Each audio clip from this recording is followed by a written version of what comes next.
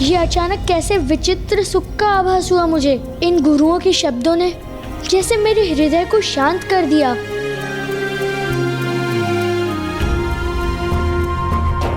मैंने आप दोनों गुरुओं को बहुत कष्ट पहुंचाया है, किंतु फिर भी आपने मुझे आयु, समृद्धि और संपन्नता का आशीष दिया। मैं कृतार्थ हूँ। मुझे आपके प्रति अपने दुष्ट आचरण के लिए क्षमा कीजिए गुरुवर। मेरा पुत्र इतना विनम्र भी हो सकता है? विश्वास नहीं होता।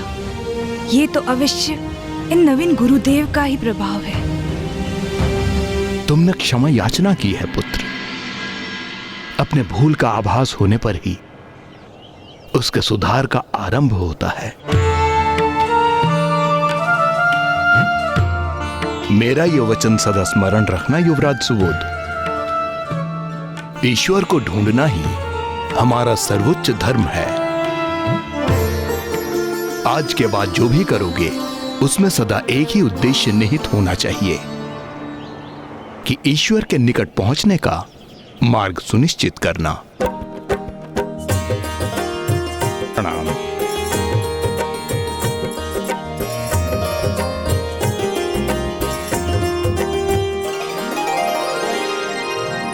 पुत्र सुबोध, तुम्हारे नेत्रों में ये अश्रु क्यों? ये तो मुझे ज्ञात नहीं है नवीन गुरुदेव, किंतु जब गुरु हरित और गुरु अद्वैत मुझे आशीष दे रहे थे तब मुझे एक विचित्र सुखमय शांति का आभास हुआ। जैसे मेरे भीतर एक अच्छी ऊर्जा उत्पन्न हो रही हो, और अब जब वो प्रस्थान कर रहे हैं तो एक विचित्र से दुख का भी आभास हो रहा है मुझे। पुत्र सुबोध, जब हम कोई अनुचित कर्म करते हैं, किसी को आहत करते हैं, किसी को सताते हैं, तो हमारे भीतर एक क्षणिक आनंद की अनुभूति होती है, किंतु वो आनंद स्थायी नहीं होता, क्योंकि किसी अन्य की पीड़ा से उस आनंद का अनुभव स्थायी रह ही नहीं सकता। व्यक्ति को वास्तविक आनंद की अनुभूति तो तब होती है जब हमारे कर्मों से किसी अन्य को आनंद का आभास हो। वो सुख और शांति स्थायी होते हैं। ये क्या सत्य है? ये तो मेरा परम सौभाग्य है कि गुरु रूप में ऋषि स्कंद स्वयं मेरे समक्ष आ गए। अब मेरे पुत्र को योग्य गुरु का मार्गदर्शन प्राप्त हुआ है। अपने पुत्र की शिक्षा दीक्षा देखकर स्वामी भी कितने प्रसन्न होंगे।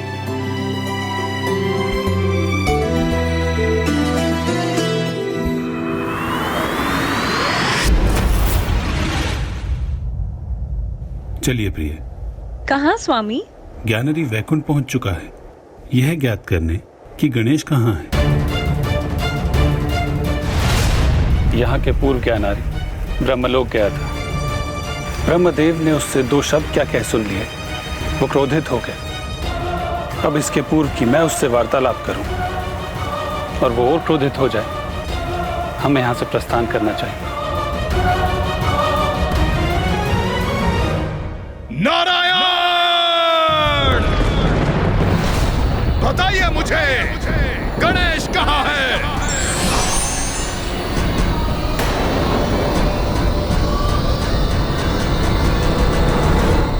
पुत्र सुबोध, आज से तुम्हारा शिक्षण प्रारंभ होगा, किंतु उसके पूर्व तुम्हें स्वयं को प्रमाणित करना होगा कि तुम उसके योग्य हो।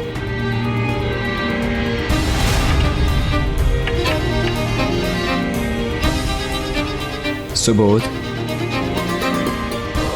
गुरुवर, ये प्रवचन मुझे अरुचिकर प्रतीत होता है। इनमें मेरा ध्यान नहीं लगता। तो तुम्हारी रुचि किसमें है? मुझे तो युद्ध करना बहुत भाता है। मैं इन सभी बालकों को युद्ध में बड़ी सरलता से परास्त कर सकता हूँ। अच्छा, तब तो हमें वही करना चाहिए जिसमें तुम्हारी रुचि है ना? हाँ।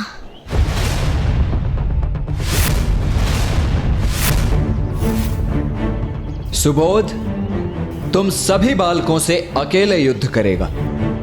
उचित है? तुम सभी अपने अपने अस्त्र अपने हाथों में धारण कर लो।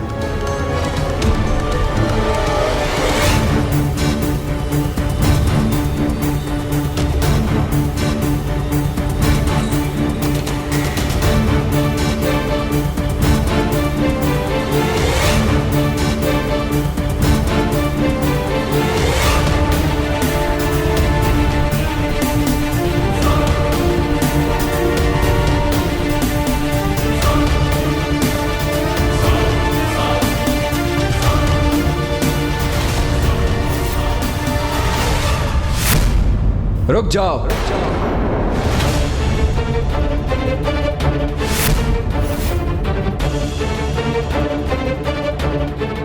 सुबोध, तुम आज काठ के खड़क से ही युद्ध करोगे और तुम सभी अन्य बालक वास्तविक खड़क का उपयोग करेंगे। ये कैसा अन्याय है गुरुवर? मैं युवराज हूँ और मैं वास्तविक खड़क का प्रयोग करता हूँ। मेरे गुरुकुल में तुम युवराज नहीं, मात्र मेरे शिष्य हो। और वैसे ये तो तुम्हारा ही कथन था ना कि तुम्हें युद्ध करना भाता है। तो क्या हुआ? यदि इतने ही पराक्रमी वीर हो तो काट के ही खड़क से युद्ध करो इनसे। काट का खड़क है तो क्या हुआ? मैं तो इसी खड़क से इन सभी को धूल चटा दूंगा।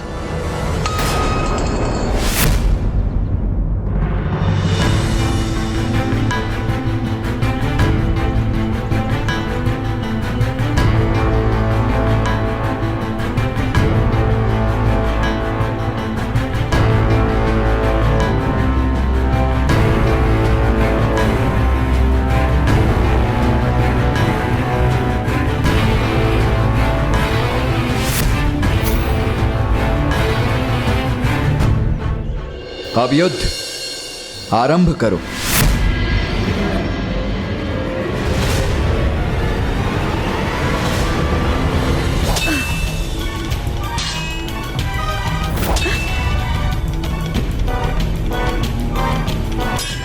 बालकों, स्वयं को रोको मत, वार करो, युद्ध करो।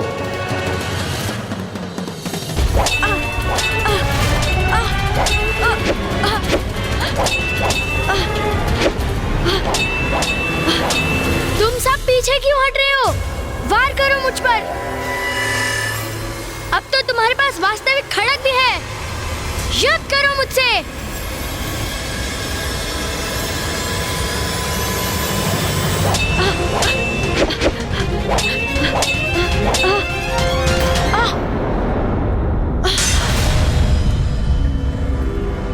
तुम्हारे पास कितना उत्तम अवसर था मुझ पर वार करने का, फिर रुक क्यों गए? कहीं आप आहत ना हो जाए। किंतु मैं तो तुम पर वार कर रहा हूँ, निरंतर तुम्हें आहत कर रहा हूँ। और आज से पूर्व भी जब भी हमने युद्ध का अभ्यास किया है तो मैंने तुम्हें वास्तविक खड़क से आहत किया। हम नहीं चाहते थे हमारी वजह से आपको चोट पहुंचे, इसलिए हमने कभी आप पर वार नहीं किया। अर्थात मैं कल तक जो इनके साथ कर रहा था वो अन्याय था, स्वार्थपूर्ण अन्याय, वो भी उनके साथ जो मुझे तनिक भी अहित होने नहीं दे सकते हैं।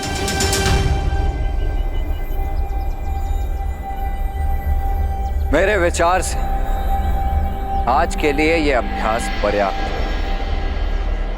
इसीलिए अब आप सभी वहां वाटिका में जाकर क्रीड़ा कीजिए।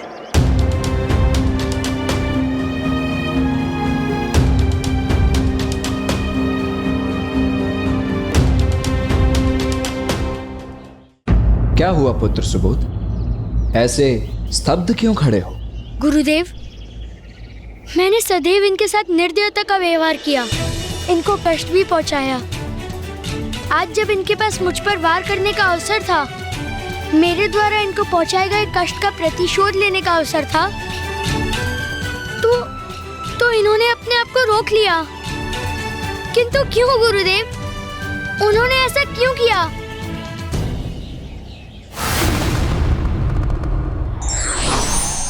प्रणाम मामा श्री। प्रणाम मामी जी।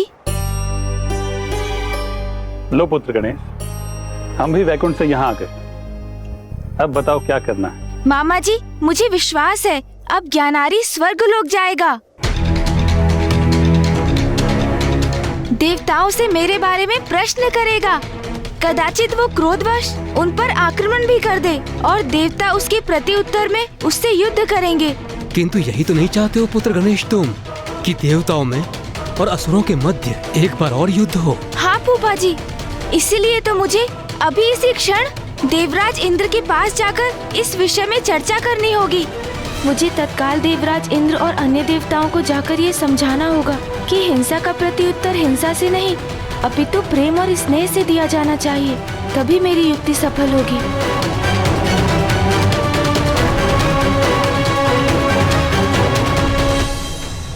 गुरुदेव, असुर बालकों ने मुझ पर प्रहार क्यों नहीं किया? पुत्र सुबोध, ये अवश्य तुम्हें आहत कर सकते थे। उनके पास तुम्हें आहत करने का अधिकार भी था, किंतु जब किसी के पास ऐसा अधिकार और सामर्थ्य हो पर फिर भी वो उसका उपयोग किसी को आहत करने के लिए नहीं अपितु उसकी रक्षा के लिए करता है, तो उसका आनंद ही कुछ और होता है। हिंसा प्रति हिंसा का भाव हमें आनंदित नहीं करता सुबोध। वो तो परस्पर प्रेम ही है जिससे हम आनंदित होते हैं। अब तुम अपने अहंकार से रिक्त हो चुके हो बालक सुबोध, और मेरे शिष्य बनने के लिए तैयार भी हो चुके हो। इसीलिए अब मैं तुम्हें अपने शिष्य के रूप में स्वीकार करता हूं। गुरुदेव, मैं आपका शिष्य बना, ये तो मेरा सौभाग्य है। तुम्हारी शिक्षा कल भोर से ही आरंभ होगी। मेरा ये वचन सदा स्मरण रखना युवराज सुबोध, ईश्वर को ढूंढना ही हमारा सर्वोच्च धर्म है। कौन है वो ईश्वर? सर्वप्रथम हम उस प्रश्न का उत्तर ढूंढेंगे जो इस समय तुम्हारे मन में चल रहा है। ये आपको कैसे ज्ञात है कि मेरे मन में एक प्रश्न उठा है? इसकी चर्चा भी हम कल भोर में ही करेंगे।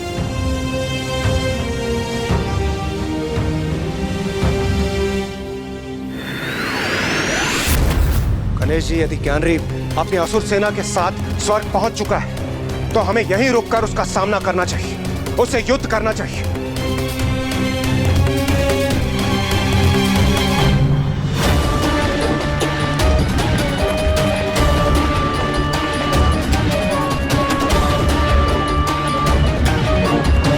देवराज इंद्र, इसका सदैव स्मरण रखिए कि आज के पूर्व भी अनेकों असुर स्वर्ग पर आक्रमण कर यहाँ अपना अधिकार स्थापित कर चुके हैं, किंतु अंततः उनकी पराजय ही होती रही है, क्योंकि दुष्टता और बुराई का अंत होना तो निश्चित ही है।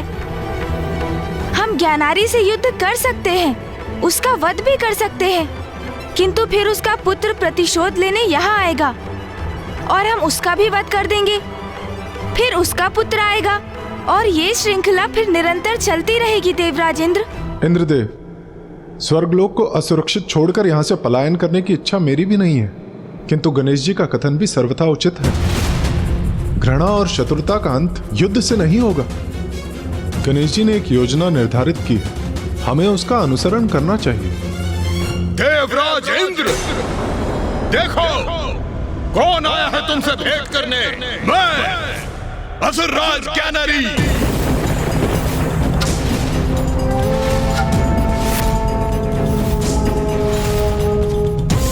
इंद्रदेव, अब सोचने विचारने का समय नहीं है, ये समय निर्णय लेने का है। यदि ज्ञानारी की दृष्टि हम पर पड़ गई तो युद्ध छिड़ जाएगा और ज्ञानारी की पराजय होगी।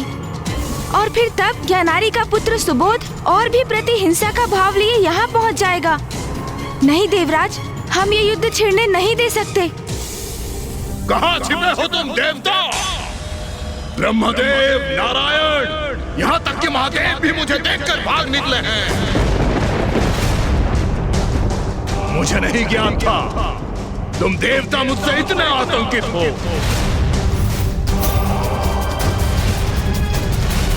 इस अभिमानी की धृष्टता का दंड तो इसे मिलना ही चाहिए। देवगण, यही समय है, अभी अदृश्य होना पड़ेगा आप सभी को।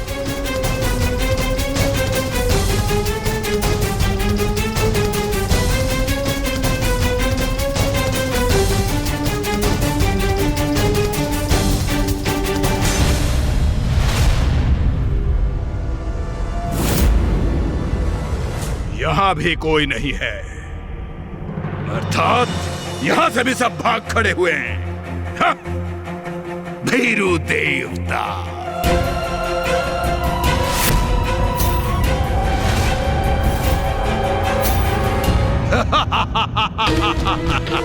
ये तो गणेश जी का आदेश है, अन्यथा इसकी इस उद्दंडता का उचित दंड मैं अवश्य देता।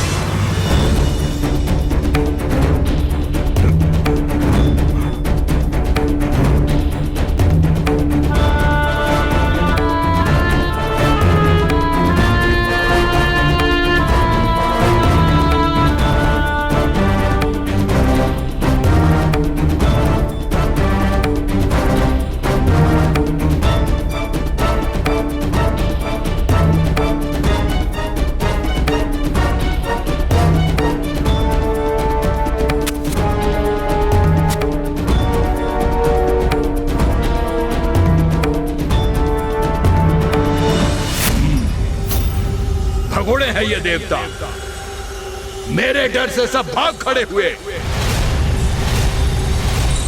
देखिए पिताश्री, मैंने अपना प्रतिशोध पूर्ण किया। अब मैं हूं त्रिलोक का अधिपति।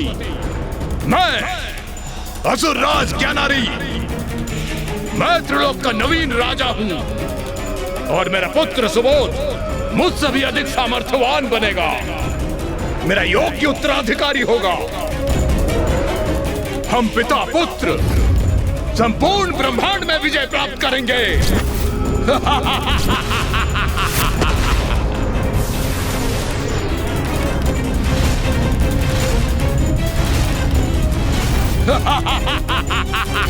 असुर महाराज ज्ञानारी की, असुर महाराज ज्ञानारी की, असुर महाराज ज्ञानारी की, असुर महाराज ज्ञानारी की। व्यथित ना हो, सब कुशल होगा देवगणों। अब हमें यहाँ से प्रस्थान करना चाहिए। चलिए।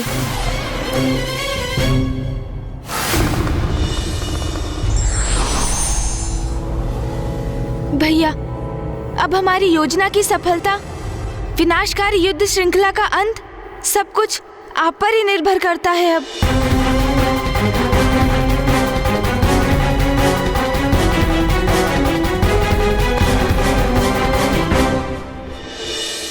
गुरुदेव, क्या अब मैं आपसे अपना प्रश्न पूछ सकता हूँ? हाँ पुत्र, अवश्य पूछ सकते हो। तो मेरी इस उत्सुकता को शांत करने की कृपा कीजिए गुरुदेव। जब ऋषि हरित और ऋषि अद्वैत यहाँ से प्रस्थान कर रहे थे, तो उन्होंने कहा था कि किसी भी जीव का परम लक्ष्य ईश्वर को प्राप्त करना होता है। कौन है वो ईश्वर? पुत्र, ईश्वर तो निर्गुण है, सर्वव्यापी है, पंचभूतों में है, सूर्य में है, चंद्र में है, सभी पुष्पों में भी वही है और सभी चराचर जीवों में भी है।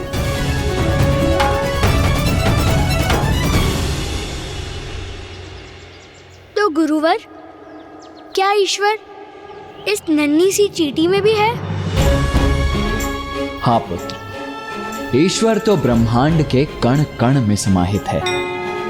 वो तुम में है, मुझ में है, उस गिलहरी में भी है जिसे तुम कष्ट पहुंचाने का प्रयास कर रहे थे, और उस गज में भी जिसने वन में तुम पर आक्रमण किया था। गुरुवर, आपका ये कथन तो अत्यंत ही रोचक है।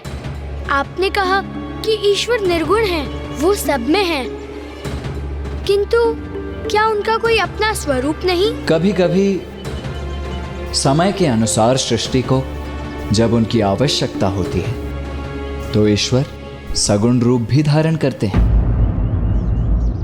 सगुण रूप धारण करते हैं? जैसे उनका सबसे सुंदर, सबसे मनमोहक और अद्भुत रूप श्री विघ्नहर्ता गणेश जी। गणेश जी? कौन है वो और वो कैसे दिखते हैं? अर्धनारीश्वर रूप में आदि शक्ति एवं महादेव प्रकट होते हैं, जो समस्त सृष्टि के कारक एवं कारण है। उनके इस रूप का अर्थ है ईश्वर ना तो मात्र स्त्री शक्ति है और ना ही मात्र पुरुष शक्ति, अपितु वो उनसे भी सर्वोच्च है, जिनका कोई लिंग या आकार नहीं होता, और उन्हीं निराकार परम ब्रह्म के स्वरूप है विघ्नहर्ता श्री गणेश। गणेश जी के नेत्रों में अद्भुत चमक है, उनके मस्तक पर शुभ्र कांति है और उनकी अति सुंदर सूंड भी है। उनका रूप, उनका सौंदर्य मनमोहक, अतुलनीय है। गणेश प्रथम पूज्य देव हैं, जिसका अर्थ है किसी भी पूजा में सर्वप्रथम उनकी ही पूजा होगी। वो बुद्धि के देवता हैं और देवताओं के रक्षक भी। वो सहज भक्ति भाव से ही प्रसन्न भी हो जाते हैं। प्रथम पूज्य होने के पश्चात भी वो बहुत ही नटखट भी हैं। वास्तव में वो तो एक बालक ही हैं। गुरुवर, मैं भी गणेश जी को देखना चाहता हूँ, उनके दर्शन करने को इच्छुक हूँ। अवश्य पुत्र,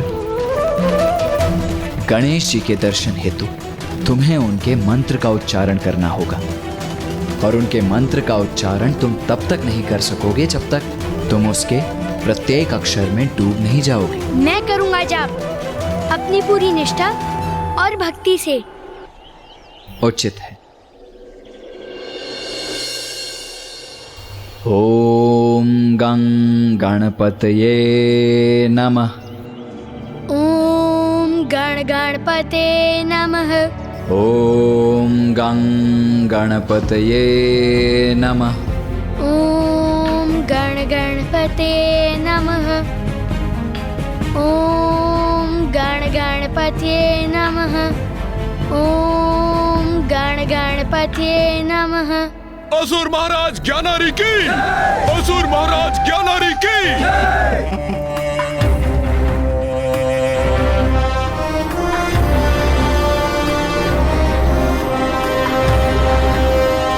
आपको आपकी त्रिलोक विजय के लिए अनेकों बधाइयाँ स्वामी। त्रिलोक के अधिपति पद पर आप स्थापित हो गए हैं। ये तो उचित है, किंतु ये तो बताइए, त्रिलोक के युवराज कहाँ है? कहाँ है मेरा पुत्र?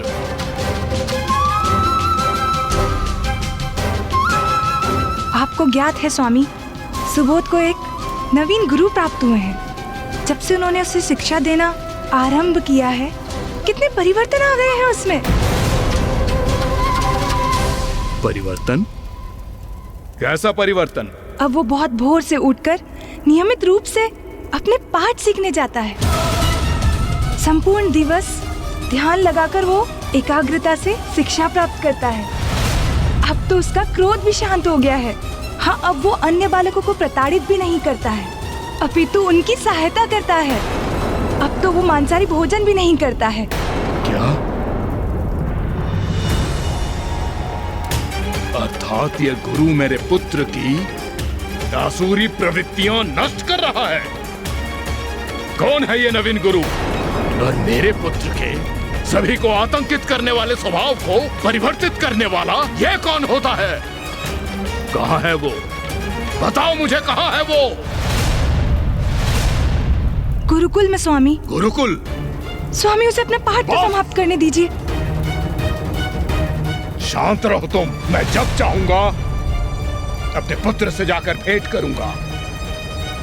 पाठ का समय है तो होगा।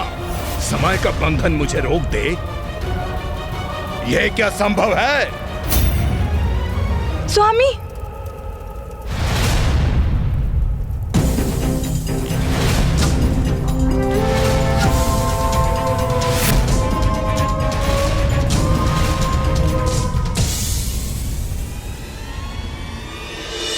ज्ञानारी अब भैया से भेंट करने जा रहा है।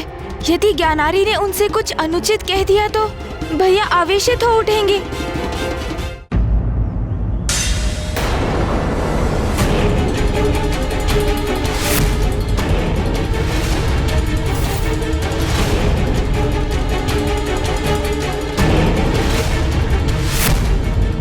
इतना दुस्साहस कैसे किया तुमने?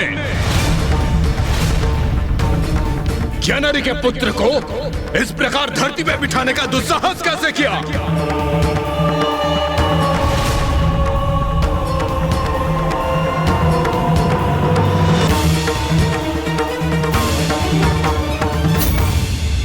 हे ऋषि, मेरा प्रश्न नहीं सुना तुमने? लोक विजेता असुर राज ज्ञानारी के पुत्र को इस प्रकार धरती पे बिठाने का दुस्साहस कैसे किया तुमने? ऐसी दृष्टि गाड़े मुझे क्यों ताक रहे हो? मौन क्यों हो? मेरे प्रश्न का उत्तर दो। पिताश्री, प्रणाम पिताश्री।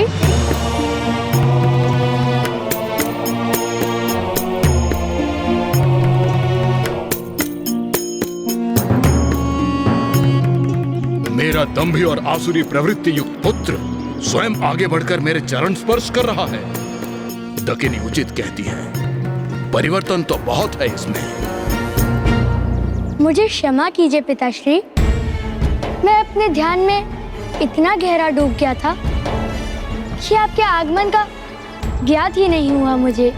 पुत्र सुबोध, तुम्हें क्षमा याचना करने अथवा मेरे चरण स्पर्श करने की कोई आवश्यकता नहीं है। आओ, अपने पिता के वक्ष से लग जाओ। पिताश्री, ये गुरु स्कंद है और इन्होंने मुझे सिखाया है जो सुख पुत्र को अपने पिता के चरण स्पर्श करके प्राप्त होता है वो सुख अतुलनीय है। और आज आपकी चरण रज अपने मस्तक पर धारण कर मुझे उसी सुख का अनुभव हुआ है पिताश्री। मैं कृतार्थ हो गया। उचित है, इस गुरु का प्रभाव तो मेरे पुत्र पर उचित ही है। पिता पूजनीय है, इसे यह सिखाकर पिता अर्थात मेरे प्रति पूर्ण भक्ति का भाव जागृत कर रहा है ये मेरे पुत्र में।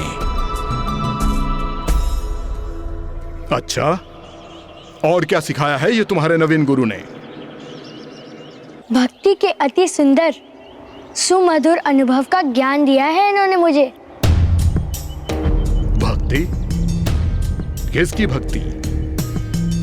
ईश्वर की भक्ति। और कौन है तुम्हारा ईश्वर? वही ईश्वर पिताश्री जो सर्वत्र है, सर्वस्व है, सब में है, सब कुछ है, आप हैं। वाह वाह, उत्तम, अति उत्तम पुत्र। मुझे प्रसन्नता है कि तुम मेरे पुत्र को उचित ज्ञान प्रदान कर रहे हो। मैं तो मात्र एक माध्यम हूं पुत्र सुबोध को सत्य की दिशा में अग्रसर करने का। पुत्र, क्या तुम अपने ईश्वर के प्रत्यक्ष दर्शन करना चाहोगे?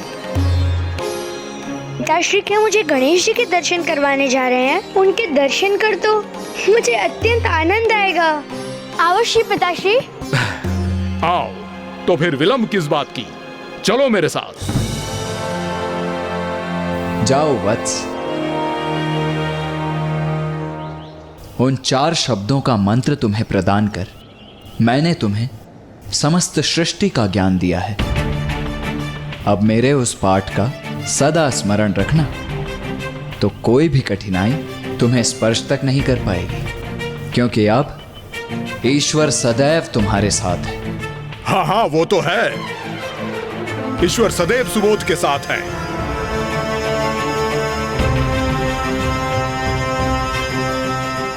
मुझे आशीष दीजिए गुरुवर।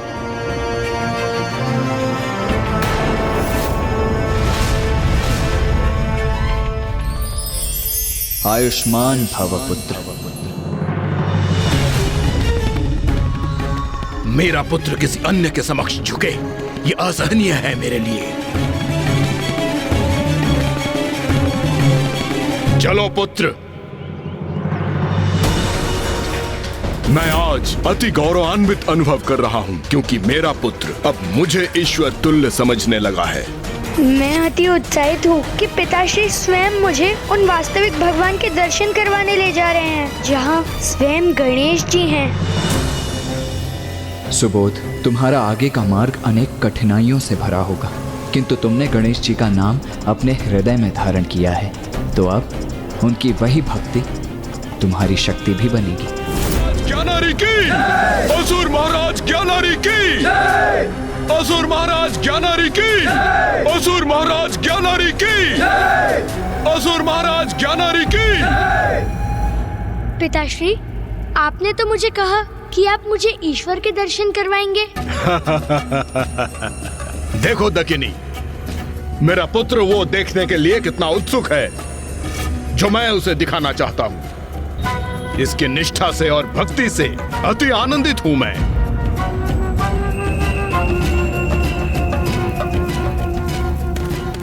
आओ पुत्र।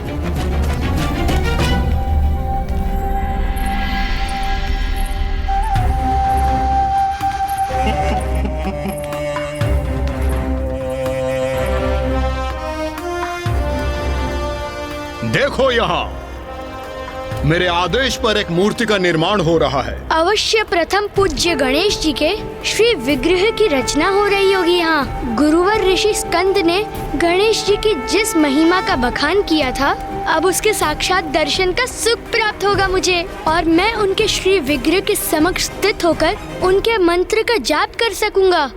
मेरे पुत्र, वहाँ क्यों खड़े हो? यहाँ आओ।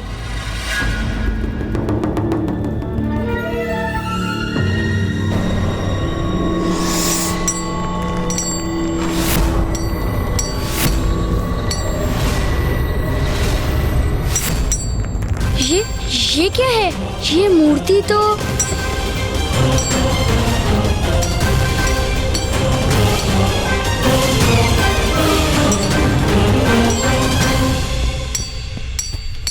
कहो पुत्र, क्या विचार है तुम्हारा?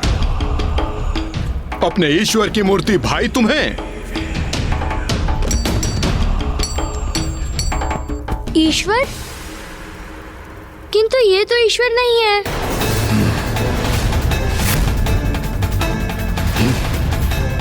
ये तो आप है पिताश्री। भक्ति के अति सुंदर सुमधुर अनुभव का ज्ञान दिया है इन्होंने मुझे।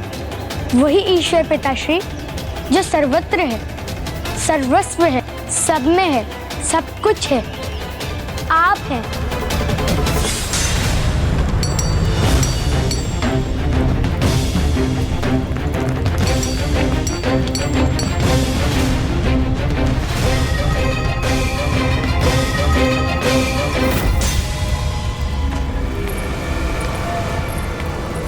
मैं ही तो हूँ ईश्वर। तुम्हारे गुरु ने भी तुम्हें नहीं बताया कि मैं कैलाश, ब्रह्मलोक, वैकुंठ, स्वर्गलोक सब पर विजय प्राप्त कर त्रिलोक का एकमात्र स्वामी हूँ। मैं ही एकमात्र ईश्वर हूँ, और अब सब मेरी ही पूजा करेंगे, मेरा ही नाम जपेंगे। नमो ज्ञानार्य नमः।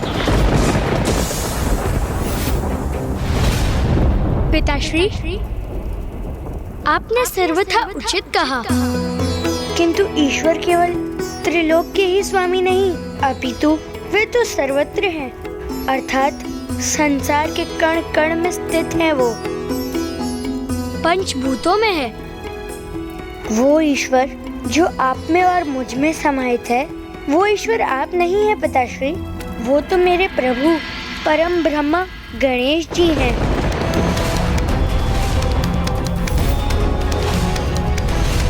वो अनंत अविनाशी परम ब्रह्मा मेरे प्रभु हैं, आपके प्रभु हैं।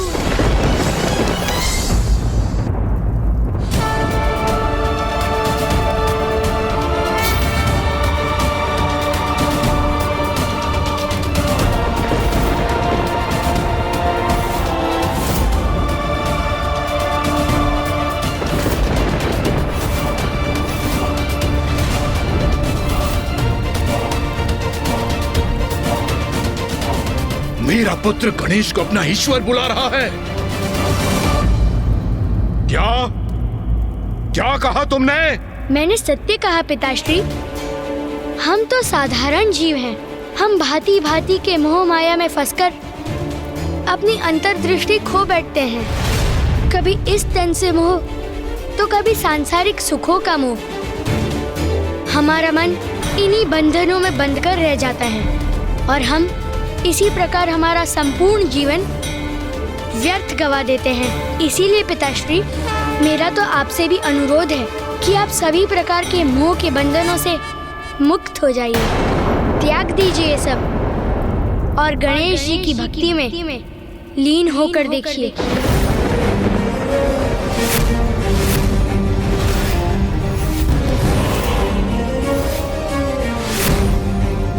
पिताश्री, आप भी गणेश जी का नाम जपिए तो आपको भी उसी सुख और शांति का अनुभव होगा जो मुझे हो रहा है। ओम गण गणपते नमः। ओम गण गणपते नमः। ओम गण गणपते नमः। ओम गण गणपते नमः। सुबोध! सुबोध!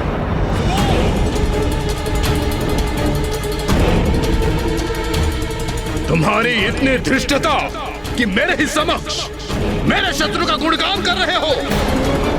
तुम्हें क्या थी क्या उस गणेश के विषय में? मेरे पिता, तुम्हारे पितामह असुरराज दुर्बुद्धि का वधिक है, क्या था? किंतु पिताश्री, गणेश जी तो किसी के भी शत्रु नहीं।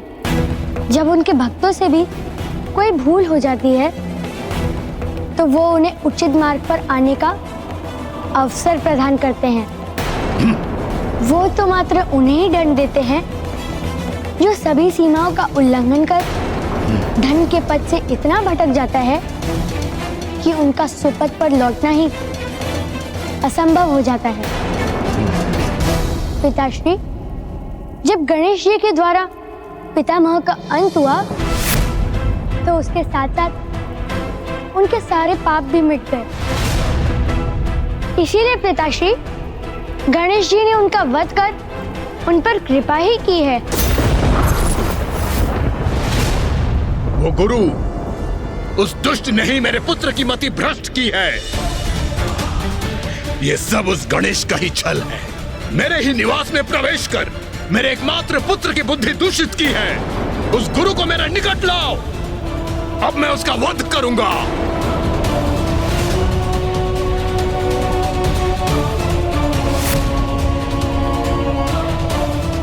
बहुत गुणगान कर रहे हो ना उस गणेश का। अब देखना, तुम्हारे समक्ष तुम्हारे गुरु का निर्मम वध करूंगा। जब मेरे खड़ग के वार से उसका शीश धड़ से अलग होकर तुम्हारे चरणों में गिरेगा, तब समझ आएगा कि गणेश के भक्तों का क्या परिणाम होता है। ओम गण गणपते नमः।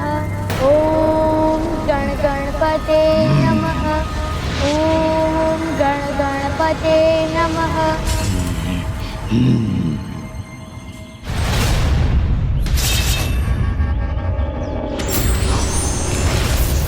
हे ऋषि, हे ढोंगी ऋषि, सुना नहीं तुमने?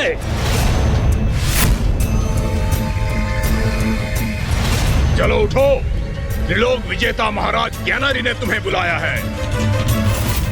तुम्हारे युवराज को पथ भ्रष्ट करने का कठोर दंड प्राप्त होगा तुम्हें। पद भ्रष्ट नहीं, तुम्हारे युवराज को सुपथ पर लाने का सुकार्य किया है मैंने। ये ढोंगी ऋषि ऐसे नहीं मानेगा। बांध लो इसे और खींच कर ले चलो असुर महाराज के पास।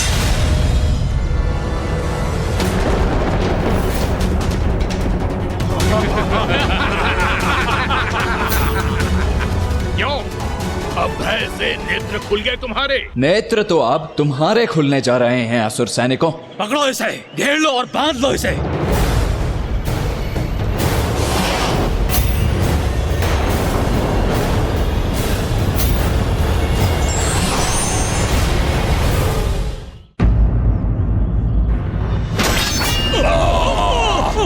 अरे ये क्या? हमारे अस्त्रों को नष्ट कर दिया इसने? ये कैसे संभव है? ये तो अवश्य कोई मायावी ऋषि है। मायावी नहीं, योद्धा ऋषि हूं मैं। असुरों, पकड़ लो इस दुष्ट ऋषि को। इतना समय क्यों लग रहा है मेरे सैनिकों को एक साधारण से ऋषि को बंदी बनाकर लाने में? किंतु पिताश्री, गुरु स्कंद कोई साधारण ऋषि नहीं और हो भी नहीं सकते हैं, क्योंकि उन्होंने तो मेरे मन में गणेश जी के प्रति भक्ति जागृत की है। पुत्र सुबोध, कदाचित मैं तुम्हारे प्रति कठोर हो रहा हूं। मैं त्रिलोक विजय करने गया था और यहाँ तुम्हारी देखरेख के लिए ये थी तुम्हारी मूर्ख माँ, जो किसी अयोग्य गुरु को मार्ग से उठाकर तुम्हारा गुरु नियुक्त कर दिया। इसमें तुम्हारा कोई दोष नहीं है पुत्र। यही परिणाम होता है जब एक पुरुष त्रिलोक के भावी अधिपति की देखरेख का कार्यभार एक निर्बल नारी पर छोड़ दे। तुम्हारे पिता यहां नहीं थे। तुम्हें अपने मार्गदर्शन के लिए एक पुरुष की आवश्यकता थी और तुम्हें प्राप्त हुआ ये ऋषि। और तुमने अपनी अपरिपक्व बुद्धि से उसकी मिथ्या सीखों को स्वीकार कर लिया। एक बार ये ऋषि मेरे समक्ष प्रस्तुत हो जाए, फिर तुम्हें दिखा दूंगा कि ये ढोंगी है। फिर तुम्हारी बुद्धि में पड़ी ये गणेश महिमा का मिथ्या आवरण स्वतः ही हट जाएगा। पिताश्री, मिथ्या आवरण तो अब तक मेरी बुद्धि पर था, जिसे गुरु स्कंद ने मिटाया। आप कृपा कर सुनिए मेरा निवेदन। उनके समक्ष जाकर उनका मार्गदर्शन प्राप्त कीजिए। उन्हें आपको अंधकार से प्रकाश की ओर ले जाने और आपके हृदय में ईश्वर और ईश्वर के प्रति भक्ति भाव जागृत करने का अवसर दीजिए।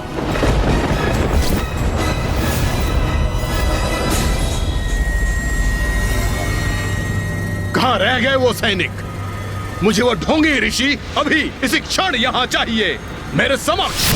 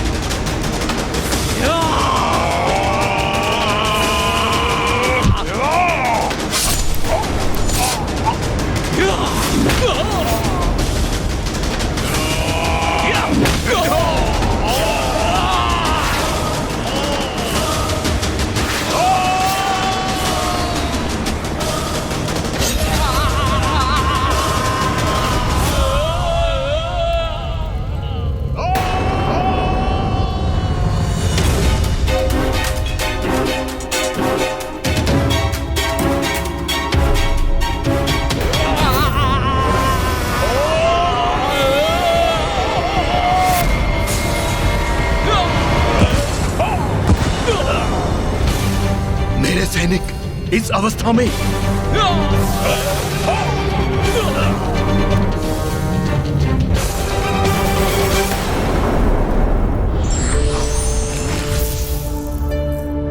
गुरु स्कंद,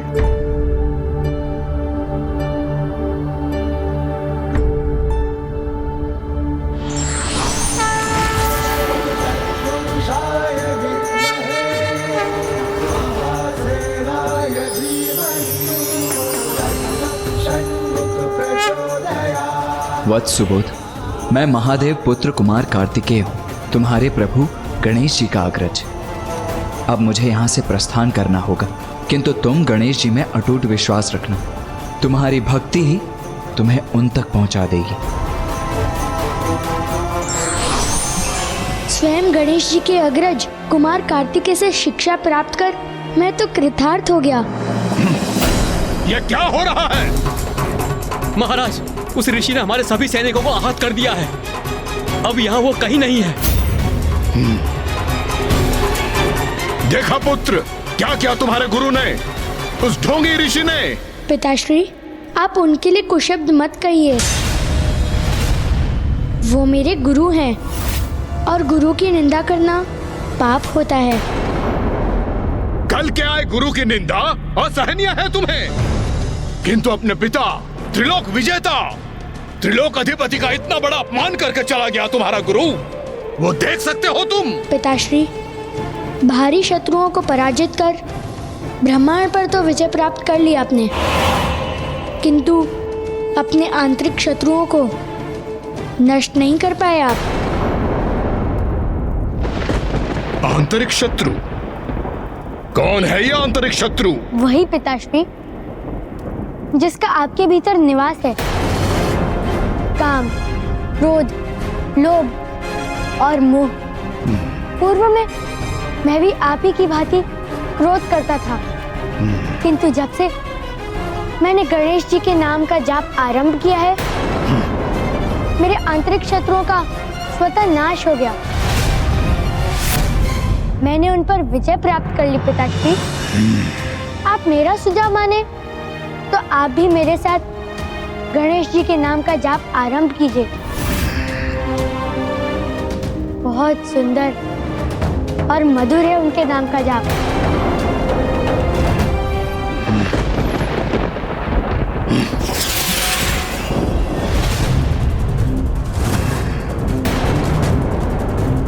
बस, बहुत हुआ।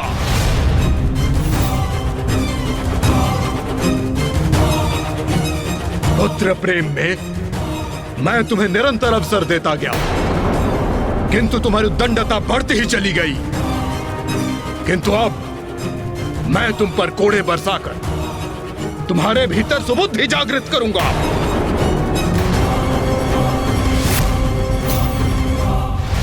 ओम गण गणपते नमः। ओम गण गणपते नमः। ओम गण गणपते नमः। ओम गण गणपते नमः। ओम गण गणपते नमः। गणेश, तुम्हारी योजना के अनुसार हमने सुबोध के हृदय से घृणा का बीज हटाकर उसमें भक्ति और प्रेम का बीज बो दिया है, किंतु तुम्हारे प्रति उसकी भक्ति देखकर ज्ञानरी तुम्हारे भक्त सुबोध को अवश्य दंडित करेगा।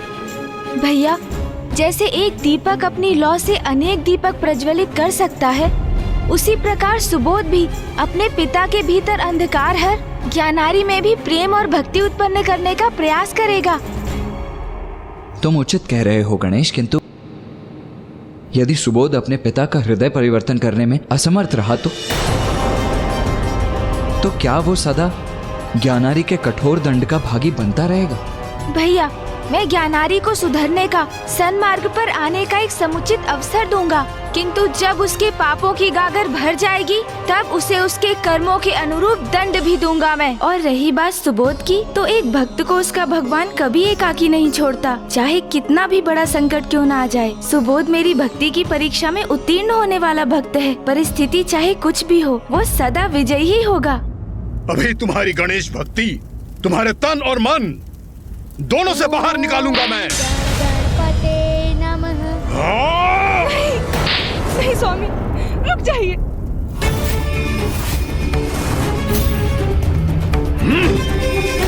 माँ! प्राणेश्वर, रुक जाइए, दया कीजिए। सुबोध के लिए उस गुरु का चयन तुम्ही ने किया था ना। अब देखो, देखो कैसा परिणाम हुआ है उसका। मेरा पुत्र मेरे ही समक्ष मेरे शत्रु का नाम जप रहा है। इस अपराध का दंड तुम दोनों पर कोड़े बरसा कर ही देना चाहिए मुझे। मुझसे बहुत बड़ा अपराध हुआ है स्वामी। उसके लिए मुझे क्षमा करें। जितना दंड देना चाहे दे दे मुझे, किंतु सुबोध मात्र एक बालक है। उसे ताड़ना मत दीजिए, उसे दंडित मत कीजिए स्वामी, मत कीजिए। करूंगा, अवश्य करूंगा। तुम दोनों को दंडित करूंगा मैं।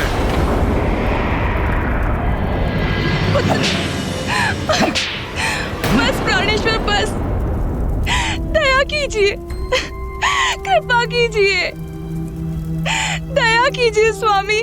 माँ, माँ आप कुशल तो है ना माँ?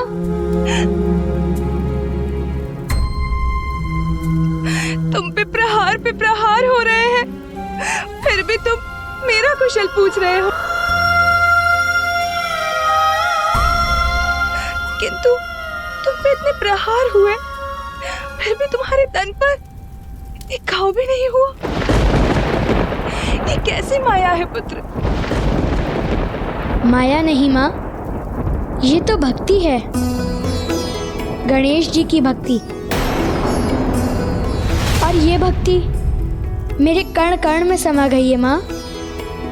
अब मेरी चिंता मत कीजिए, मैं तो इस भक्ति से तृप्त हो गया। बस बंद करो अपना ये अनर्गल प्रलाप, मूर्ख बालक। क्या कहा तुमने? गणेश की भक्ति से तृप्त हो गए हो? तुम्हें तृप्त का अर्थ क्या थी कहा है? तुम एक युवराज हो, मैंने तुम्हें सभी सुख सुविधाएं दी हैं। रेशम के बिछौने में विश्राम करते हो, उत्तम से उत्तम भोजन ग्रहण करते हो, भव्य राजमहल निवास स्थान है तुम्हारा, भोग विलास की सुविधाओं के मध्य गणेश का नाम जपना अत्यंत सरल है। किंतु यदि 2 दिवस कारावास के अंधकार में रहने पर विवश हो गए, जल और भोजन से रिक्त रहकर गणेश के नाम का जाप करोगे, तब बताना मुझे कि गणेश की भक्ति से कैसी तृप्ति का आभास होता है तुम्हें। बंदी बना लो इसे और फेंक दो इस बालक को कारावास में। जब तक ये मुझे ईश्वर स्वीकार ना करे, भोजन का एक कौर भी प्रस्तुत मत करना इसे। पिताश्री, मुझे आपका ये आदेश स्वीकार है।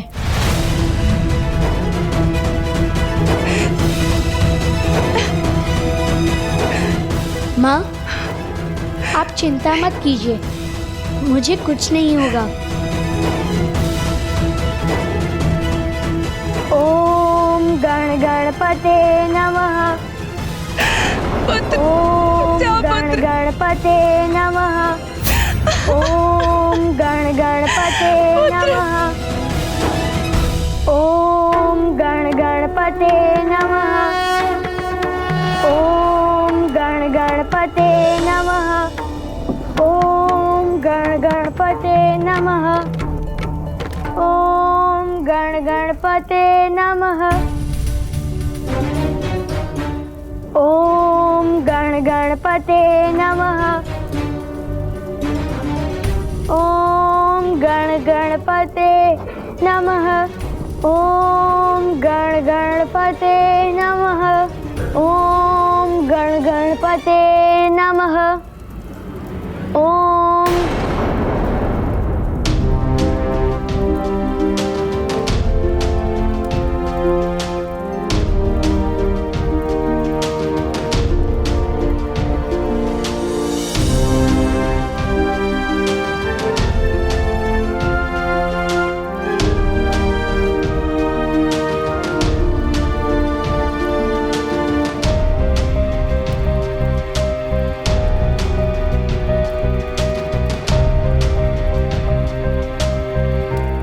गणेश जी के नेत्रों में अद्भुत चमक है, उनके मस्तक पर शुभ्र कांति है और उनकी अति सुंदर सूंड भी है। उनका रूप, उनका सौंदर्य मनमोहक। गणेश जी के दर्शन हेतु तुम्हें उनके मंत्र का उच्चारण करना होगा। ओम गण गणपते नमः।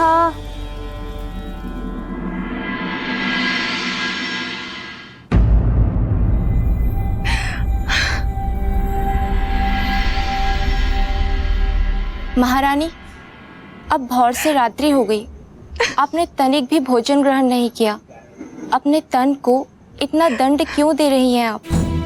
अधिक नहीं तो एक और तो प्राप्त कीजिए। मेरे पुत्र को भोजन प्राप्त हुआ क्या? देवी, आपको तो ज्ञात है, ये महाराज का आदेश है कि युवराज सुबोध को। मैं भी तभी भोजन ग्रहण करूंगी जब मेरा पुत्र करेगा। ओम गण गणपते नमः। ओम गण गणपते नमः। ओम गण गणपते नमः।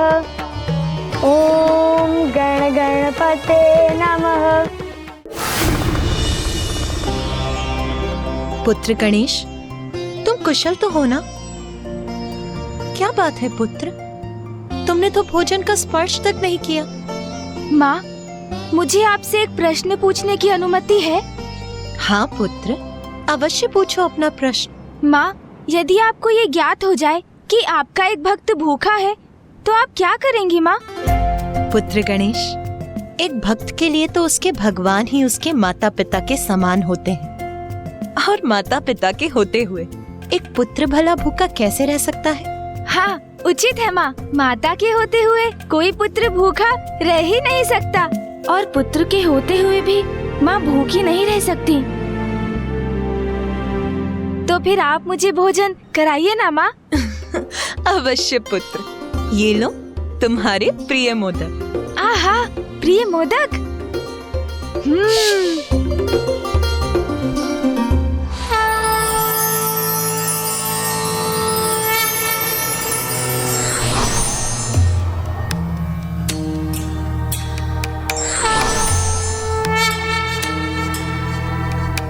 मेरा प्रिय भक्त सुबोध भोजन से वंचित नहीं रह सकता।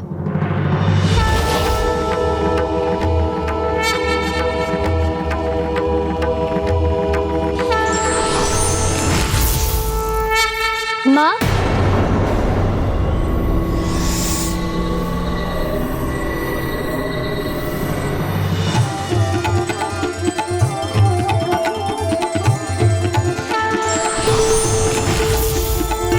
पुत्र सुबोध, पुत्र।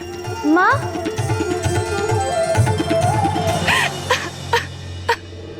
मेरा सुबोध।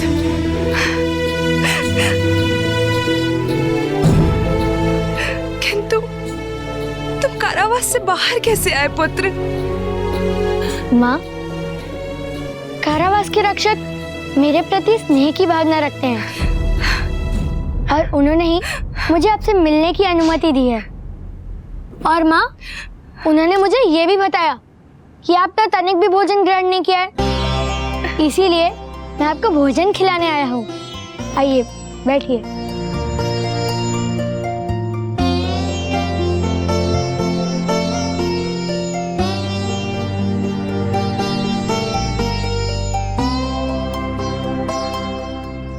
ये लीजिए माँ।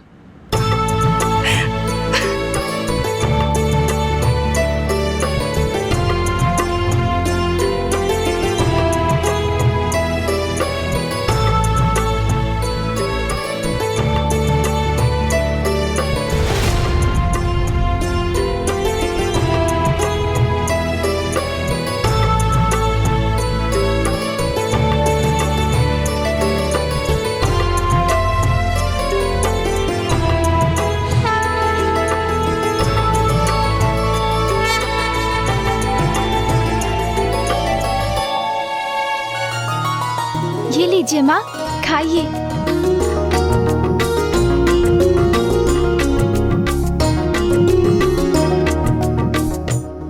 माँ, मुझे निद्रा आ रही है, मुझे अपने आंचल में भरकर निद्रा में डूबने दीजिए।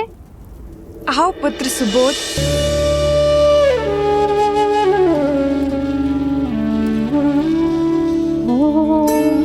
गणपते नमः। ओम गणपते नमः। ओम गणपते नमः। गणपते नमः।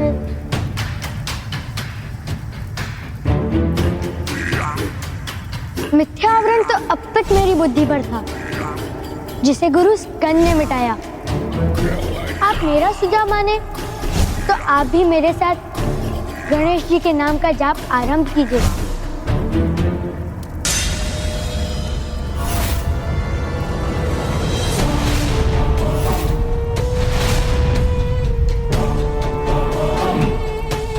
गणेश,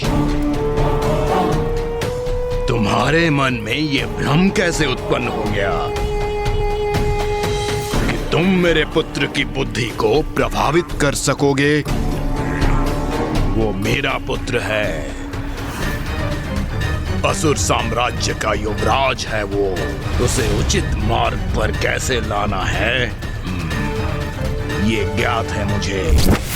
उसे इतना प्रताड़ित करूंगा कि तुम्हारी भक्ति का त्याग कर तुमसे घृणा करने लगेगा वो। उसके हृदय में तुम्हारे नाम का लेश मात्र भी मिटा दूंगा मैं, गण गणपते नमः। ओम गण गणपते नमः। ओम गण गणपते नमः। ओम गण गणपते नमः। ओम गण युवराज सुबोध, नमः। युवराज चलिए, आपके पिता असुर महाराज ने आपको बुलाया है।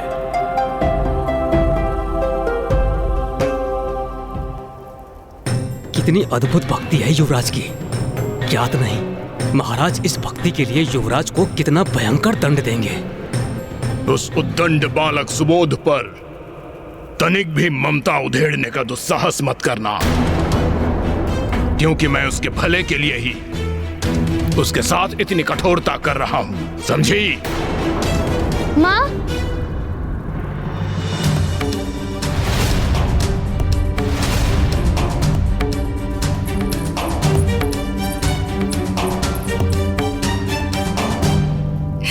पुत्र,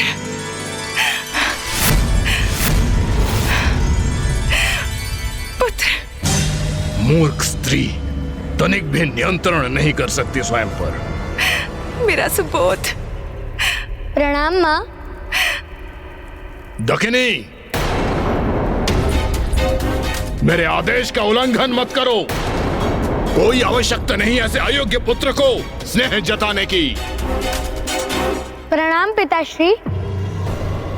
क्यों युवराज सुबोध, इस राजभवन की सुख सुविधाओं से दूर काल कोठरी रास आई तुम्हें?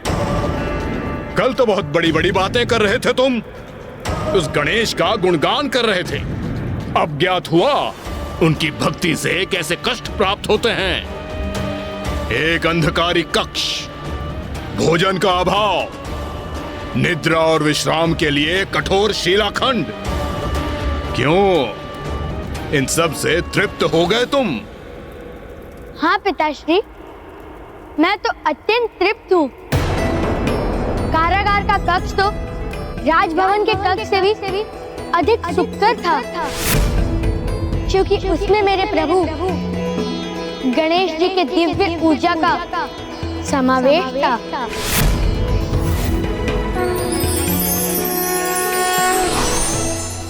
और निद्रा, उसका तो मैंने पूर्ण आनंद लिया, क्योंकि माँ के आंचल से उचित स्थान, विश्राम और निद्रा के लिए तो हो ही नहीं सकता। और जब मुझे वो प्राप्त हुआ तो निद्रा का तो सुख प्राप्त होना ही था।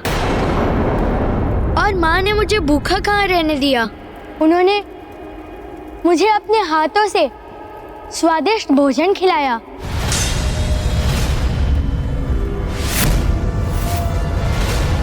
डाकिनी, क्या ये सत्य है?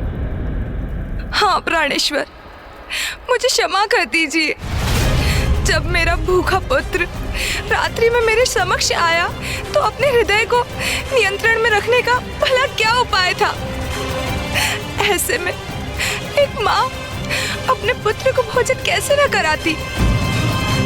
सुबोध, काल कोठरी से निकलकर राजभवन आया था, उसे आने किसने दिया?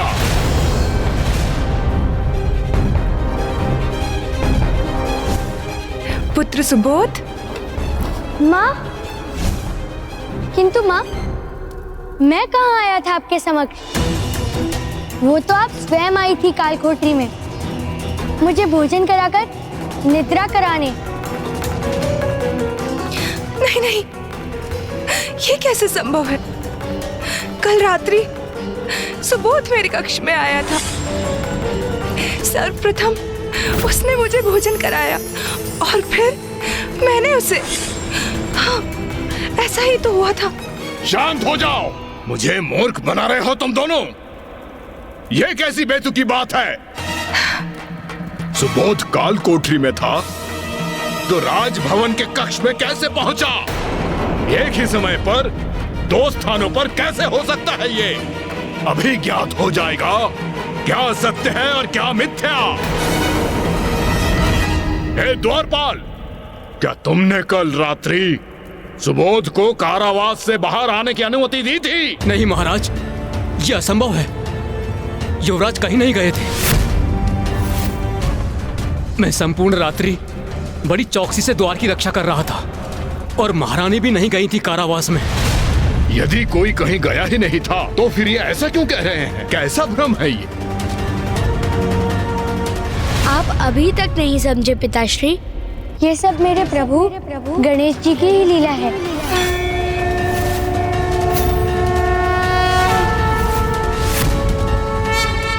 आपने देखा माँ, मेरे प्रभु कितने दयालु हैं। उनका हृदय कितना कोमल है। उनसे एक माँ की पीड़ा सहन नहीं हुई तो वो मेरा रूप धार कर आपको भोजन करवाने आ गए, और वो मुझे भूखा नहीं देख सके तो आपका रूप धरकर मेरे निकट मुझे भोजन खिलाने आ गए।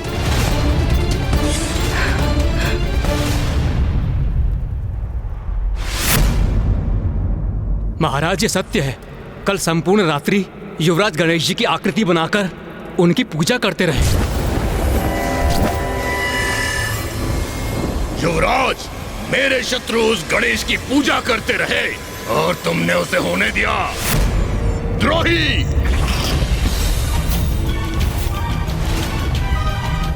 व्यर्थ है वो द्वारपाल, वो सैनिक जो मेरे ही राजभवन में मेरे शत्रु की पूजा होते देख उसे ना रोके।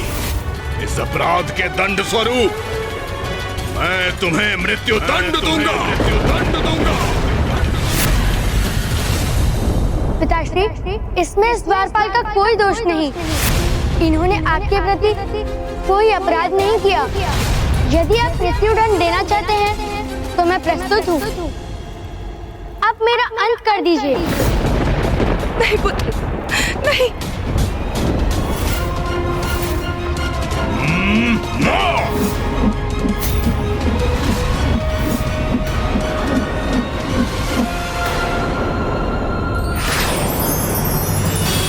ओम गण गणपते नमः। ओम गण गणपते नमः। ओम गण गणपते नमः।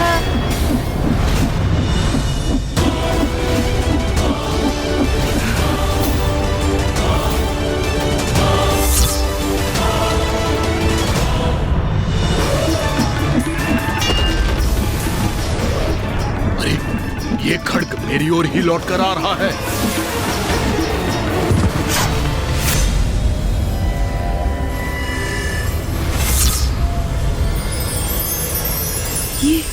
ये कैसी दिव्य अनोखी ऊर्जा का आभास हुआ मुझे मेरे भीतर। ऐसा क्या हुआ था मुझे? मूर्ख स्त्री, अपने पुत्र की रक्षा के लिए तुम अपने पति का वध करने को तैयार हो गई। क्षमा करें प्राणेश्वर, अचानक किसी शक्ति का प्रभाव पड़ा मेरे ऊपर, जैसे तीव्र प्रकाश अचानक मेरे भीतर प्रविष्ट हुआ।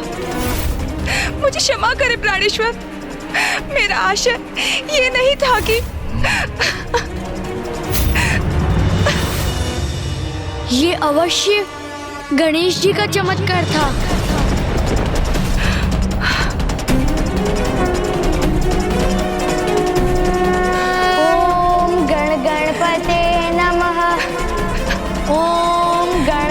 गणपते नमः। ओम गण गणपते नमः। बस बस, बहुत सह चुका इस बालक की उद्दंडता और शत्रु प्रेम। इन विद्रोहपूर्ण शब्दों को इसके मुख से निकलने से रोकने हेतु स्वयं अपने हाथों से इसके कंठ को मसल कर रख दूंगा।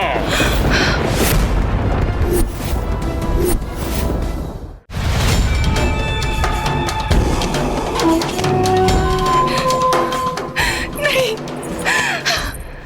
प्राणेश्वर, क्षमा करें अपने पुत्र को।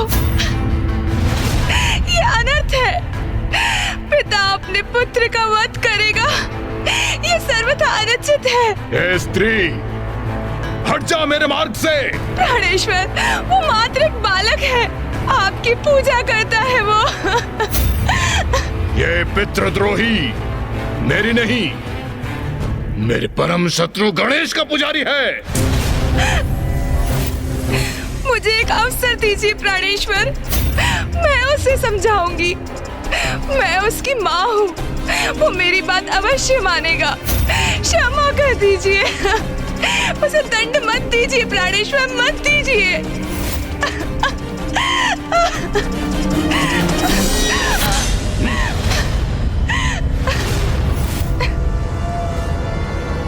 उचित है, एक अंतिम अवसर। जाओ, संध्या तक की अवधि का समय है तुम्हारे पास। समझाओ इसे, उस गणेश की भक्ति का परित्याग करे वो। अन्यथा अगली बार इस पर प्राणघातक वार करने से कोई नहीं रोक सकेगा मुझे।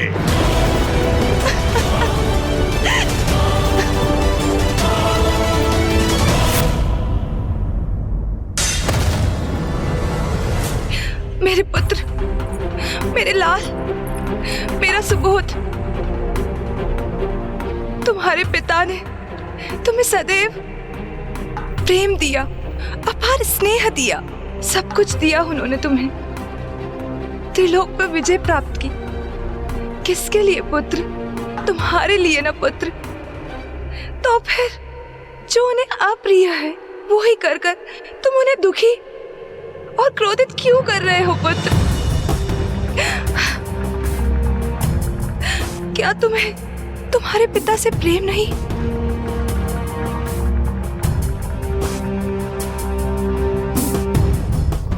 माँ, पिताश्री से मुझे अत्यधिक प्रेम है माँ, इसीलिए तो उन्हें गणेश जी के शरण में आने के लिए आग्रह कर रहा हूँ। पुत्र सुबोध, गणेश तुम्हारे पिता के शत्रु हैं। वो तुम्हारे आराध्य कैसे हो सकते हैं? परित्याग कर दो गणेश के नाम का। जिसे इतने सौभाग्य से पाया, उसका परित्याग कैसे कर दूं? आज तक मैं सब कुछ अनुचित करता रहा और आपने मुझे बढ़ावा दिया। आज जब मैं उचित कर रहा हूँ तो आप मुझे पद से भ्रमित करने का प्रयास कर रही हैं। ऐसा क्यों माँ? मैं गणेश जी के नाम का परित्याग कैसे कर दूं? ये कैसे संभव है? वो मुख ही क्या जो गणेश जी के नाम का उच्चारण न करे? वो हाथ ही क्या जो गणेश जी को पुष्प न न्योछावर करे, भजन में करताल न करे? वो कान ही क्या जो गणेश जी के नाम का शुभ श्रवण न करे? और वो नेत्र ही क्या जो गणेश जी के दर्शन के लिए आस न रखे? ये कैसी विडंबना है। एक और मेरे पति, मेरे प्राणेश्वर हैं जो गणेश जी से अथाह घृणा करते हैं, और दूसरी ओर मेरा पुत्र है जिसका कण कण गणेश के प्रेम और भक्ति के रस में ही डूबा हुआ है। मैं क्या करूं? क्या करूं मैं? माँ, बस एक बार आप मेरी दृष्टि से देखिए।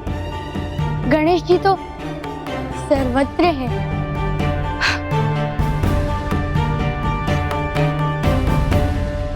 ओम गण गणपते नमः।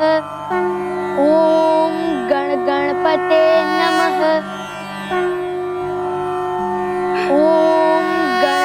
गणपते नमः। ओम गणपते नमः।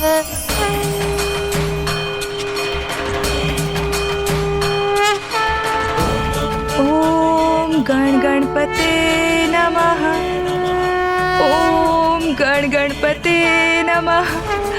ओम गणपते नमः। देखा माँ, मेरे प्रभु गणेश जी तो सर्वत्र व्याप्त हैं।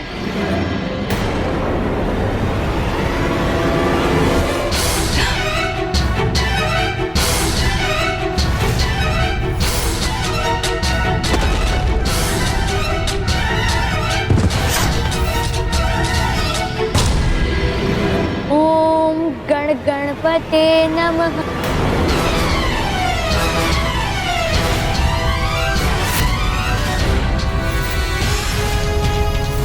संध्या तक की अवधि का समय है तुम्हारे पास। समझाओ इसे कि गणेश की भक्ति का परित्याग करे वो, अन्यथा अगली बार इस पर प्राण घातक वार करने से कोई नहीं रोक सकेगा मुझे। माँ, मुझे ज्ञात है कि आपको मेरी चिंता है, किंतु उसकी कोई आवश्यकता नहीं है, क्योंकि गणेश जी मुझे कुछ नहीं होने देंगे। वो मेरी रक्षा करेंगे माँ। वो गणेश जी ही थे जिन्होंने राज्यसभा में मेरे पुत्र की रक्षा की, अर्थात संकट मेरे पुत्र को नहीं, मेरे पति को है। यदि मैंने कुछ नहीं किया तो मेरे श्वशुर जी के समान गणेश जी मेरे पति का भी वध कर देंगे। माँ, आप कहाँ जा रही हैं? सहायता प्राप्त करने। ऐसी परिस्थिति में अब केवल वही है जो मेरी सहायता कर सकते हैं।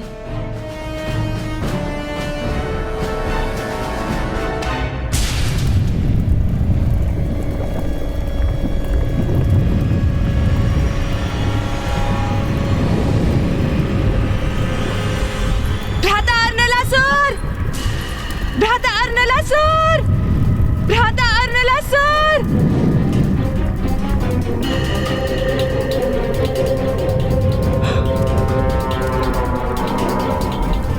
भ्राता अर्नलासुर!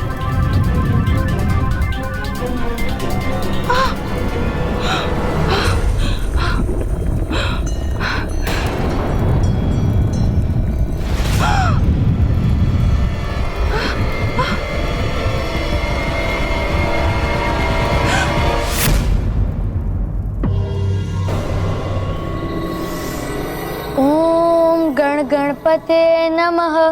मेरा तो आपसे भी अनुरोध है कि आप सभी प्रकार के मोह के बंधनों से मुक्त हो जाइए, त्याग दीजिए सब और गणेश जी की भक्ति में लीन होकर देखिए।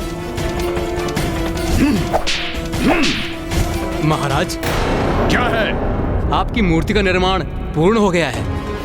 मूर्तिकारों की प्रार्थना है कि आप एक बार आकर अपना मूर्ति स्वरूप देख लें। कुछ तो शुभ समाचार पड़ा मेरे कानों में।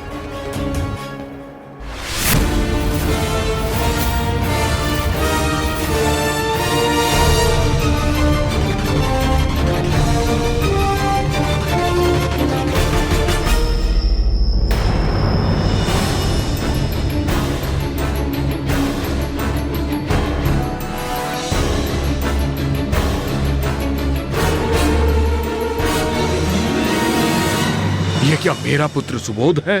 प्रतीत होता है जैसे युवराज कुछ पुष्प भूमि पर रख रहे हैं। वो तो मुझे भी दिखाई दे रहा है मूर्ख, किंतु वो क्यों कर रहा है ऐसा?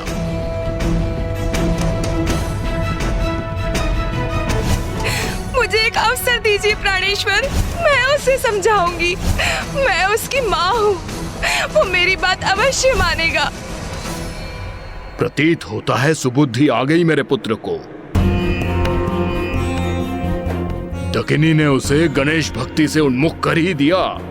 देखो देखो, मेरा पुत्र मेरी ही मूर्ति की पूजा कर रहा है, मेरे चरणों में फूल निछावर कर रहा है। आहा आहा हा हा हा।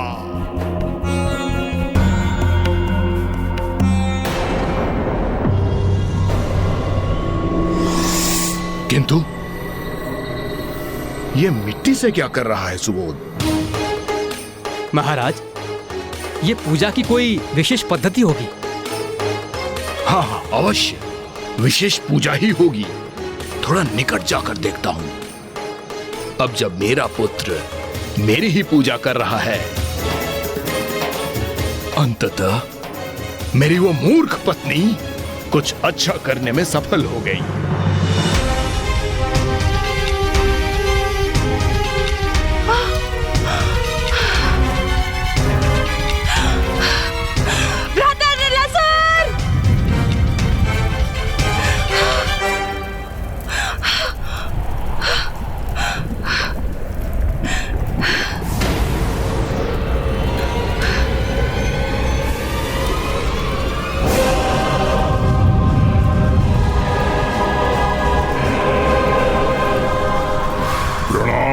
दकिनी।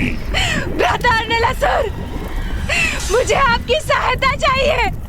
क्या हुआ बहना? कैसी चिंता सता रही है तुम्हें? मेरा पुत्र सुबोध, वो गणेश के मायावी प्रभाव में है। वो गणेश की भक्ति में इतना लीन है कि उसको उसके सिवाय कुछ दिखाई नहीं देता। प्राणेश्वर, महाराज ज्ञानारी के उस गणेश को सुबोध की बुद्धि से निकालने के समस्त प्रयास व्यर्थ गए हैं। और भ्राता, वो गणेश अत्यंत शक्तिशाली है। उसने बार बार मेरे पुत्र की रक्षा की है। मैंने स्वयं गणेश का चमत्कार अनुभव किया है। मैं साक्षी बनी हूँ उसकी। भ्राता, आपको मेरी सहायता करनी होगी। मुझे भय है कि वो गणेश मेरे पति को क्षति पहुंचा देगा। आप चिंतित ना हो बहना, मुझे प्रसन्नता है कि आपने अपने विवेक का सदुपयोग कर मेरे पास आने का निर्णय लिया। अब आप निश्चिंत होकर घर जाओ। आप जब भी मेरा स्मरण करेंगे, मैं आपकी सहायता के लिए उस एक क्षण उपस्थित हो जाऊंगा। धन्यवाद भ्राता। पुत्र सुबोध, मुझे ये देखकर अपार प्रसन्नता है कि तुम मेरी मूर्ति की पूजा कर रहे हो।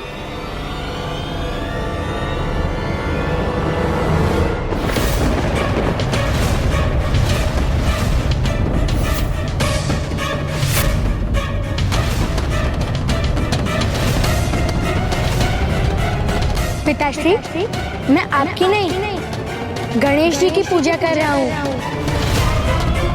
मैंने गणेश जी की पार्थिव मूर्ति को गढ़ा है। क्यों, क्या तुमने ऐसा? पिताश्री, आपकी यह विशालकाय मूर्ति आपके विशाल अहंकार और सर्वव्यापी माया का ही तो स्वरूप है। इसके निर्माण में बहुत सारी सामग्री भी व्यर्थ हुई है, किंतु पिताश्री, मैंने बस कुछ ही सामग्री का सदुपयोग किया है, क्योंकि ये छोटे श्री विग्रह सत्य का अर्थात परमात्मा का स्वरूप है, जिनमें सभी को समाहित होना ही होता है। वो परमात्मा स्वयं गणेश जी है। क्या तुम मेरी मूर्ति को मिथ्या माया पुकारने का दुस्साहस कर रहे हो? मैंने तो सोचा कि तुम सुधर गए, किंतु अब तो तुम्हारी बुद्धि बिल्कुल नष्ट हो चुकी है। पिताश्री, ये कोई साधारण मूर्ति नहीं है, ये तो स्वयं गणेश जी हैं। बस, बहुत हुआ। गणेश जी हैं। फेंको इस मूर्ति को, अन्यथा मैं स्वयं उठाकर इसे फेंक दूंगा।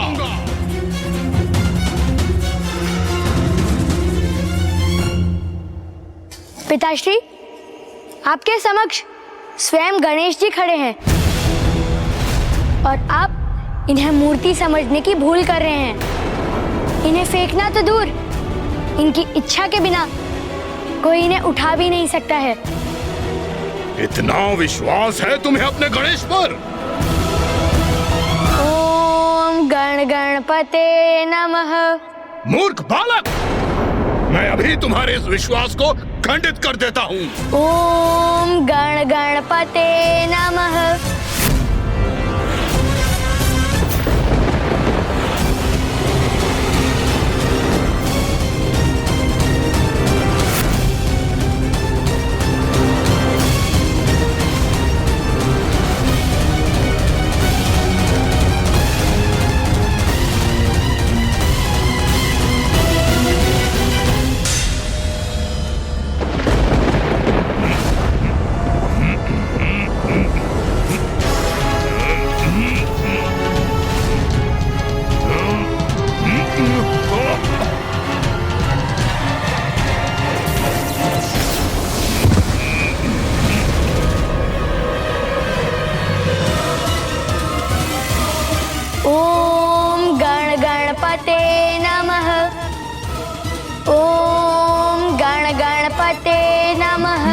ओम गण गणपते नमः। ओम गण गणपते नमः। ये अवश्य कोई मायावी मूर्ति है। मायावी नहीं पिताश्री, ये तो शक्तिशाली मूर्ति है। अब आपका परिचय गणेश जी की शक्ति से तो हो गया, किंतु क्या आपको ज्ञात है कि आप गणेश जी की मूर्ति को क्यों नहीं उठा सके? क्योंकि उन तक पहुंचने के लिए आपको अपना अहंकार त्यागना होगा। इनके समक्ष आपको पूर्ण समर्पण करना होगा।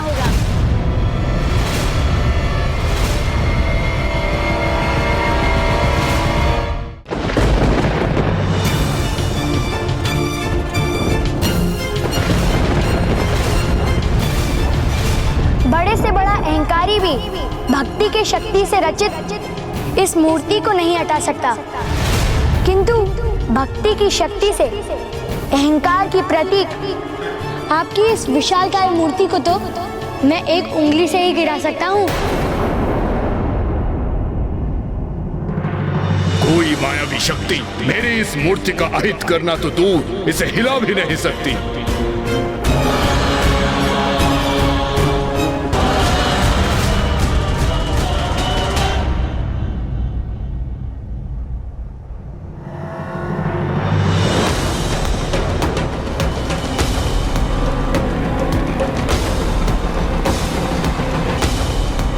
क्यों, क्या हुआ सुबोध? मेरी मूर्ति को नीचे गिराना तो दूर, हिला भी नहीं पाए तुम तो।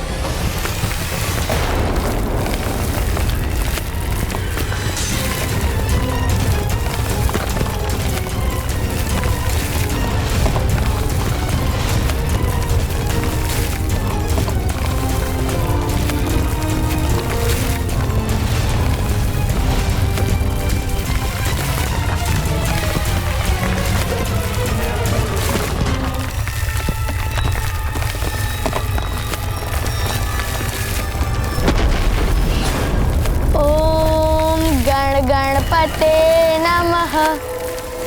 ओम गण गणपते नमः। ओम गण गणपते नमः।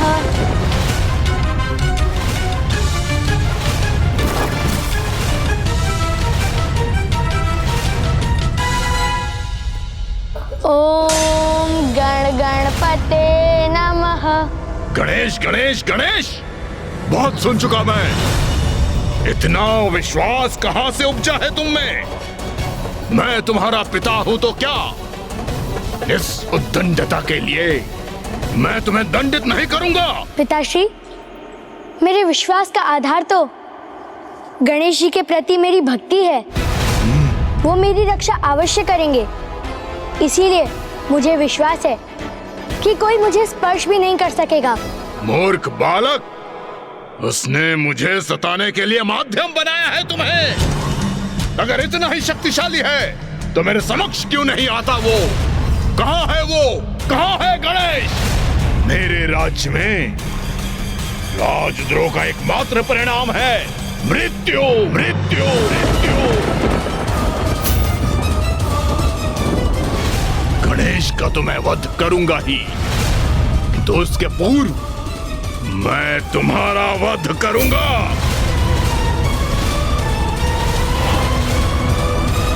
पिताश्री, आप भले ही त्रिलोक के अधिपति हैं, किंतु मृत्यु तो आप भी प्रदान नहीं कर सकते, क्योंकि इस संसार में जो भी होता है इनके इच्छा अनुसार ही होता है। अच्छा, अभी तक तो तुम्हारा गणेश तुम्हारी रक्षा के लिए प्रकट नहीं हुआ, और सुन लो, वो आज भी तुम्हारी रक्षा करने नहीं आएगा।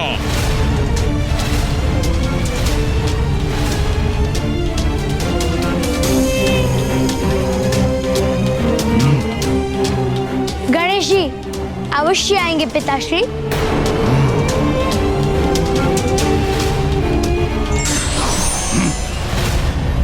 अच्छा, तो अभी देख लेते हैं। गणेश, तुम जहां भी हो वहीं से देखो, मैं त्रिलोक विजेता ज्ञानारी आज तुम्हारे सबसे बड़े भक्त का वध करने जा रहा हूं। आओ, साहस है मुझसे इसकी रक्षा करो। आओ गणेश, आओ।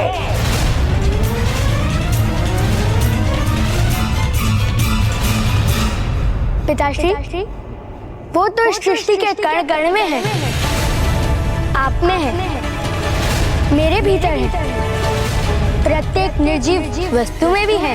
उन्हीं से ही तो सृष्टि की रचना हुई है। तुम अपना विवेक खो बैठे हो सुबोध। अपने नेत्र खोलो और देखो क्या दिखाई देता है। मैं त्रिलोक विजेता, मैं ही सत्य हूं, मैं ही ईश्वर, और अब मैं तुम्हारा अंत करने वाला हूं। ओम गण गणपते नमः। ओम गण गणपते नमः। बस, बहुत हुई है माया।